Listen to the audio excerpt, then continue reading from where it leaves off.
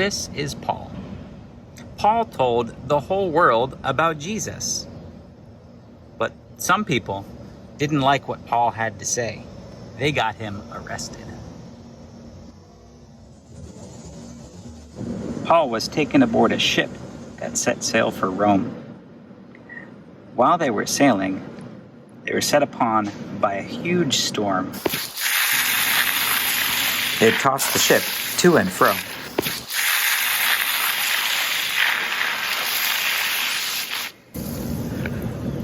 Eventually, the mast was broken in two.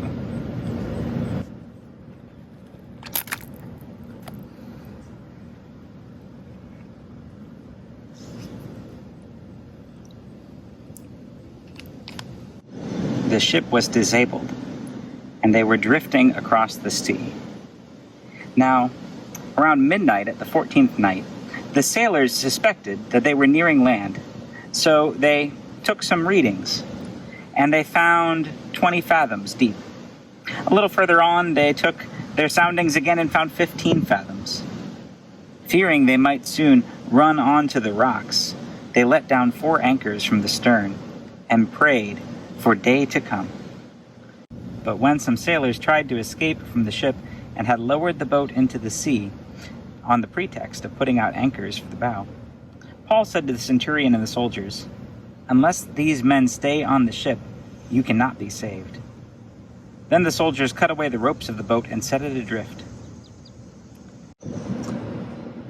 In the morning they did not recognize the land, but they noticed a bay with a beach on which they planned to run the ship ashore if they could.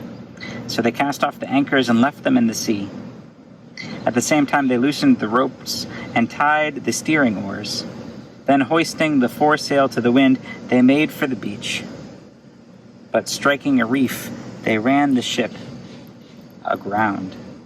The bow struck and remained immovable, but the stern was being broken by the force of the waves.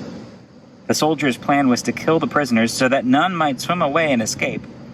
But the centurion, wishing to save Paul, kept them from carrying out their plan. He ordered those who could swim to jump overboard first and make for land, and the rest would follow, some on planks and others on the pieces of the ship. And so it was that they were all brought swiftly to land. Well, if you couldn't tell before, you might realize now that this week at Grace, we have enjoyed celebrating our Vacation Bible School program. All this week, these last couple of days, we have been being anchored in the love of God, trusting in God for all that we have and all that we are. It's been such a wonderful time to watch families gather right out here on our Catherine lawn to sing songs, to play some games, to build some fun little boats and race them across this nice little trough we've got here. It's been such a fun week, and the story that we've been exploring in this week of VBS has been the one that I just kind of shared with you in Lego form a minute ago. It's the story of Paul, who was later arrested and on his way back to Rome on a ship when he was shipwrecked. There was a huge storm, they were lost at sea, they finally made their way to an island. And there were a couple of times over this last week as we're going through this story and I'm looking out at all of the kids there where I wondered if this was the right story to pick to tell to a big group of Vacation Bible School families. There were times when it seemed a little bit dark. There are parts of this story where Paul is arrested and taken away and they're deciding whether they're going to kill all these prisoners or not. There are a lot of great Bible stories. This is not the first one I think of when I imagine, what are we going to tell to children? As the week went on, though, I kept looking around and I realized something. I realized that this might be the exact right story that our families need to hear right now. Because the whole point of this story is that Paul was in over his head. He had almost no hope. He was arrested, taken into this ship that was tossed around in a storm. Paul wasn't a sailor. He might not have even known how to swim. And then he's adrift at sea.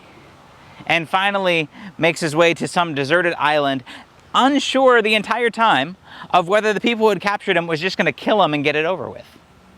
Paul was so stuck, was so in over his head, that the only thing that Paul could do was hang on to his faith, was put his trust in God.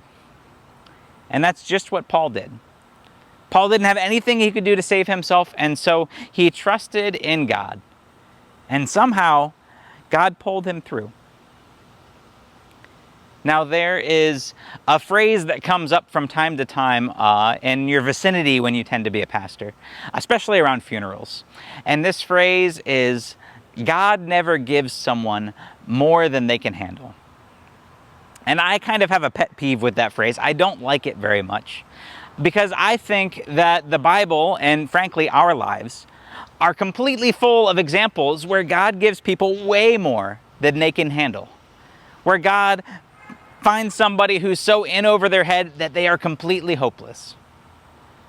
And yet these stories in the Bible, they're always about someone who has gotten way too much to deal with, finding a way to trust in God, and God pulls them through.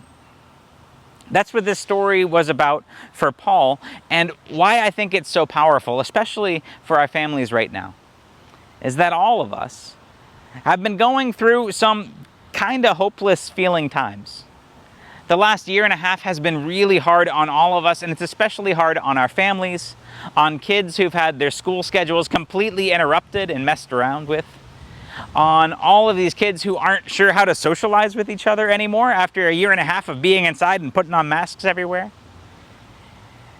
There are so many of us right now who just feel hopeless, who have dealt with way more than any person should have to deal with. God has heaped more on all of us than any of us were ready for.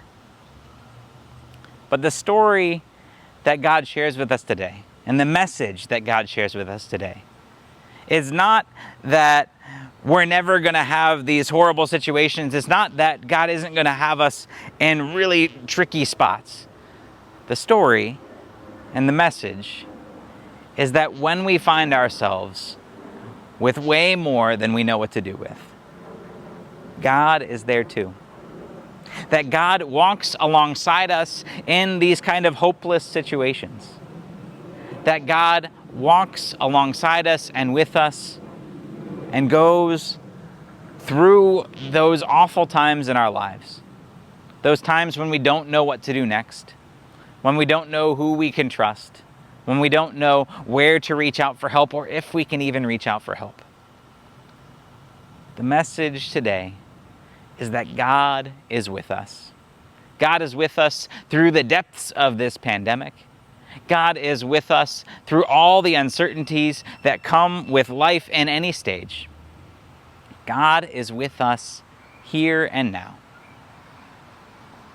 So, no matter where you happen to be, what stage in life you are in, if you are struggling with loneliness or uncertainty or the death of a family member or mental health issues or anything, know this: God is here.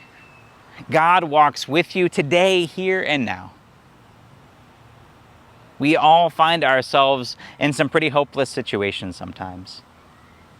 But being people of grace means walking through those moments, trusting that God is still there, that God walks alongside us and with us, and God carries us through to a new day, to a new moment. God is with us here and now. That's the story that we have to share. That's the story that I got to help share with a whole bunch of our families gathered out here on the lawn. And that's the story that God shares with us now. That God is here, that God walks with us, and God will carry us through to a new day, right here and right now. Amen.